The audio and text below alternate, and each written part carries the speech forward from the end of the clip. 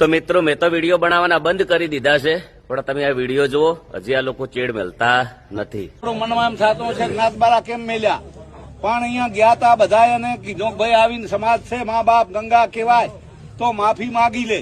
તો કે શેની મીટિંગ રાખી છે, તમ તારા માર નથી આવવું. તો સાહેબ તમે બહુ ભોળા આગેવાન છો, તમને હકીકતની ખબર નથી. તો એના માટે સોગન ખાવા પડે. કદાચ એ લોકો હાસા હોય તો એમના વતીના જો તમે સોગન ખાઈ લો તો આપણને કોઈ વધો નથી. અને સોગન ખાવાનો એવો નિર્ણય છે કે અમારા બાજુથી 50 જણા સોગન ખાશે અને તમારી બાજુથી 5 જણા. અને ઈયન તો 3 દિવસથી ગામમાં બોલાવીએ છીએ સોગન ખાવા, પણ કોઈ ગોત્યા જડતા નથી. આ સત્ય છે. અને જે કહેવા આવ્યો હોય કે તમને બોલાવે છે એક, અથવા મેં કોઈને એવું કીધું હોય કે શેની મીટિંગ, અને મીટિંગ હતી નહીં, અમારા ખેતરમાં હતી. એટલે કે આ ષડયંત્ર છે ફસાવાનું.